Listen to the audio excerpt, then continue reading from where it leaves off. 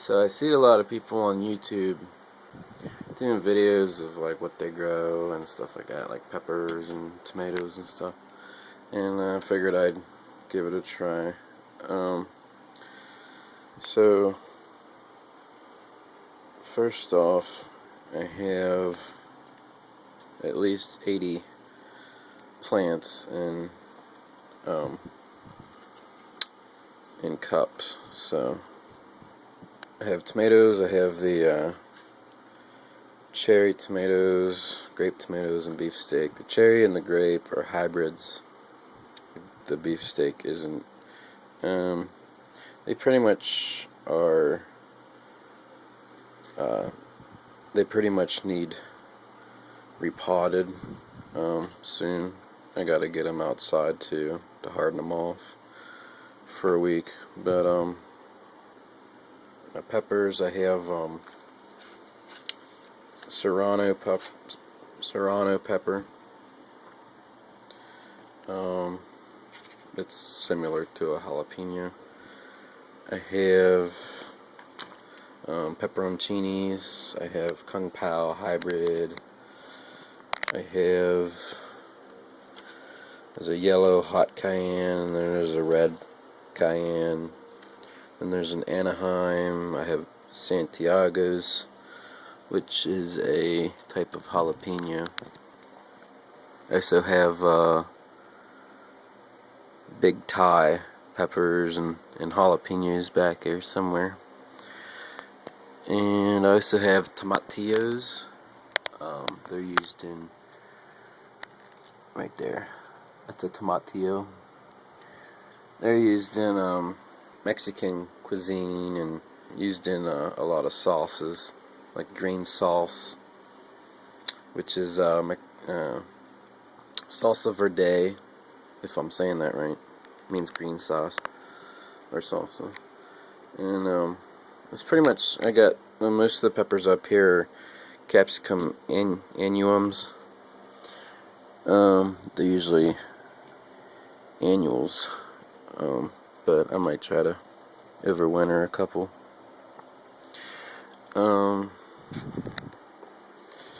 Let's go down here.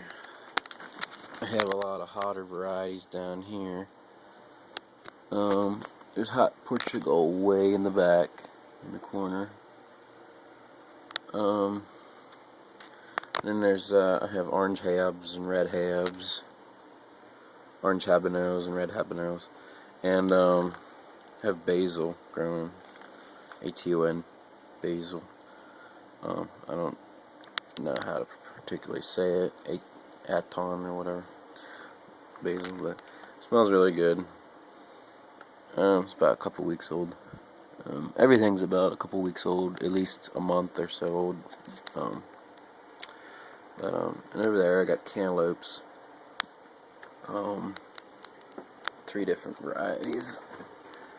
And then this is usually how I germinate my pepper seeds and my tomato seeds. I get a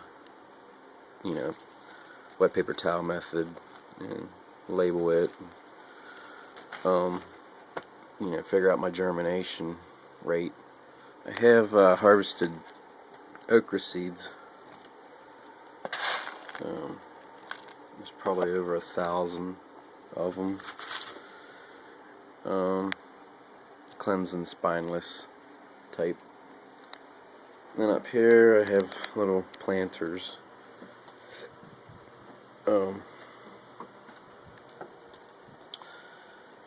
Mostly habanero in there.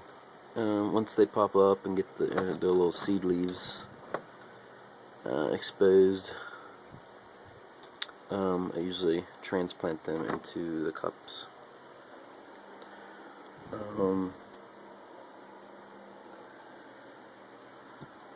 Okay, we'll go to the hotter varieties. Super hot chilies and hot peppers and stuff. I have a list, so I'll just try to name that off real quick. But these are all peppers in here. There's some capsicum annuums, and then there's a lot of Chinense variety and hybrids and stuff, or crossbreeds. So this is my chart, I guess. It tells me, it corresponds to what I have planted in there. So, and then I go to all of them. So I'm just gonna name it off real quick.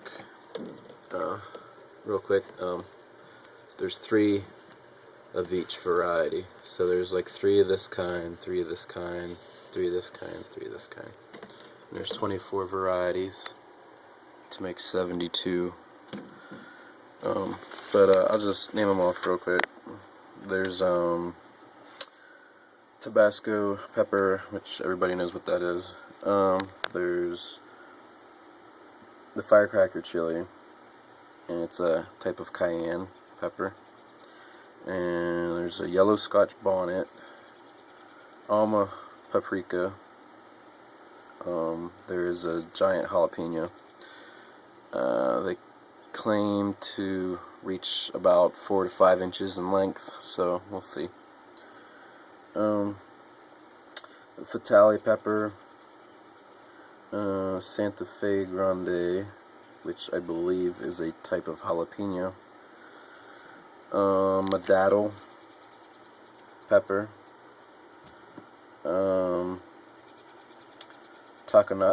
Takanatsumi pepper, hot cherry pepper, which they also call that a pimento, if I'm saying that right.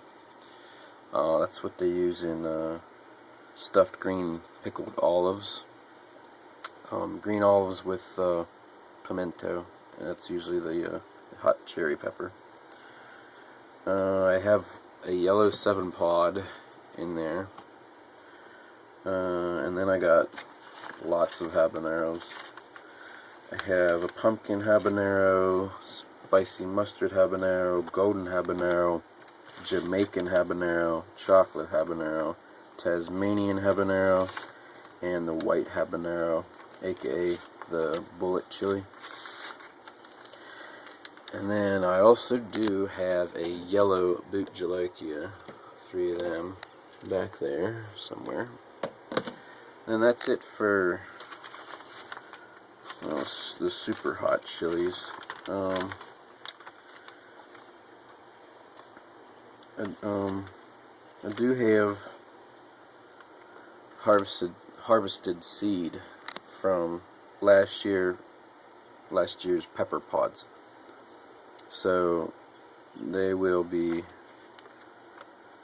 So I planted them just to see what I'd get, and then I'll just name them off real quick. They're all called second generation, you know.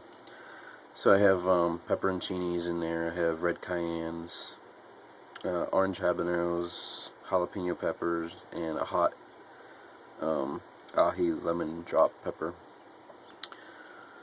which is the ahi lemon is right there. I just forgot to write it in, but it's these 3 here. But pretty much it. So that's it for that.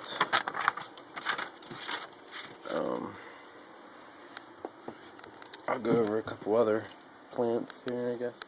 Right here in my windowsill, I got some basil. This is a Caribbean habanero mix. It's supposed to be either red or yellow in color when it's ripe. This is a red habanero, and this is an orange hab. And these are all habaneros back here. Trying to soak up the sun. And then over there, this is some flowers. There's columbine flower on the right there, the left. Or yeah, the left now. And then that's Gaillardia. I guess I'm saying that right. And then this stuff here, can't hardly see it, is tobacco. But I haven't really. I quit smoking like a couple years ago, so I don't really grow it for harvesting the leaves anymore. I just grow it because, well, I guess it's tradition in America, the heritage of it or whatever. But also, I was bored the one day, and I was just like, oh, let's germinate something. So I grew tobacco. The tobacco seeds were like 3 years old anyway, and I just wanted to see if they'd still germinate. So, and they did, some of them. So that's pretty much it. Of course, all the cups have drain holes in the bottom of them. I'll go over some other aspects of it. So, as far as lighting, I have 4 of these fixtures. They're just fluorescent fixtures. The bulbs that I use are daylight bulbs, cool, daylight bulbs. They're in the 6500K color temp, in case you're wondering, and that puts off mainly the blue spectrum of the light spectrum. So in the blue spectrum, usually it's really good for seedling and foliage, green growth stage of the plant, as opposed to the red spectrum, which is promotes flowering and stuff. If you're curious, but I have 4 of them. They're all on a timer. My timer's set to turn on at about 6:30 in the morning, and it turns off around 8 o'clock at night to mimic the outdoors. As far as wind, I do have a fan on them 24/7 to promote their stem strength and all that. Also, like, as far as like the spacing, I try to keep them as close as the light's as close as to the plants as I can. As far as spacing that way, I can adjust the lights to the plants. I can also adjust the shelf. This whole shelf pulls out, and I can adjust it like so, both of them. That's pretty much it. The soil I use is Hydroponics by Scott's potting soil, and it's for indoor outdoor plants. And it does have fertilizer in it, and it lasts for about 4 months. So I've been using that for the whole time since I've been growing indoors, about 3 years now, and why change it if it works, right? So the only other thing I could think of is watering. I only water when they look like they need watered, like this little guy back here.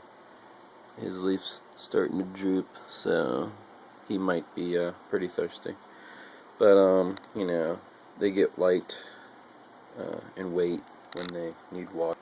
I also look at how dry the top of the soil is, and pretty much like these bigger plants, I know their root system filled out, so they're definitely down at the bottom there. So and as far as the peppers, I definitely let them dry out before I water, because peppers don't like to be overwatered. But so I definitely wait till they're kind of drooping. Of course, the bigger the plant, the more water it's gonna use, and the faster it's gonna use it up, and the sooner you're gonna have to water them. But like the habaneros, they grow kind of slow at first, so I can water them and wait like a good week or so in these cups. As far as the tomatoes go, maybe like this size tomato, like maybe 3 days, 4 days tops, until it dries out and needs watered again. So, also, just to tell you what kind of temperature it is, it's about 80 degrees in here, with about 73% humidity. It just rained last night outside, and it was really, really hot in my room. It was like 88 degrees. Now it's 80. So the rain outside cooled it down a little bit. I got my window open over there, and I got the fans circulating, and try to cool it down in here a little bit. As far as watering basil really needs to be watered a lot more frequent than the peppers and stuff, because basil does not really like to dry out that much. They like a lot of sun and a lot of water. So like pretty much I judge that by, like, as soon as I see the top of the soil drying out, I'll give them a good soaking. You know, compared to the peppers, I'll wait until they actually start showing that they're thirsty, like drooping or wilting leaves or anything like that. That's pretty much it. I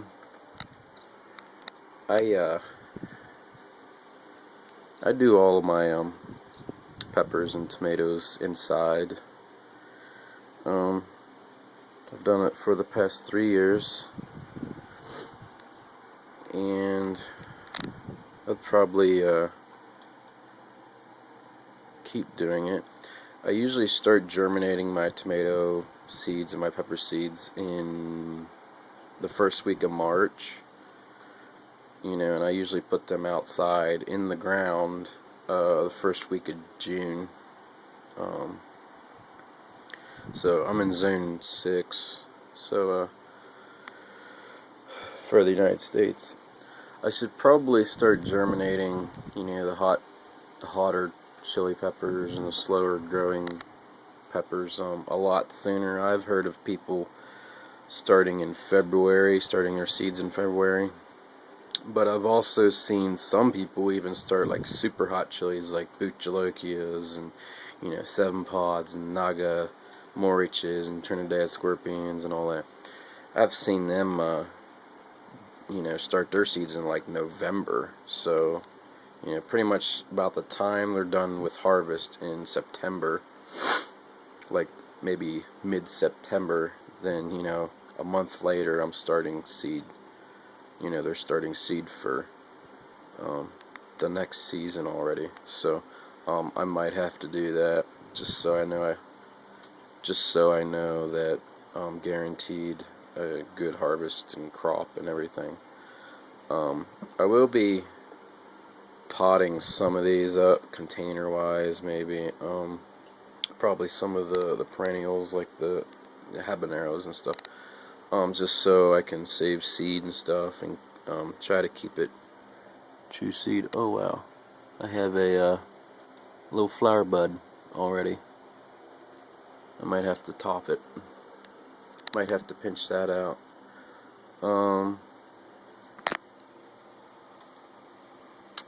Yeah, but that's pretty much it. I covered soil, lighting, wind, watering. Pretty much just an overall overview. Once again, there's about 80, at least 80 plants in here.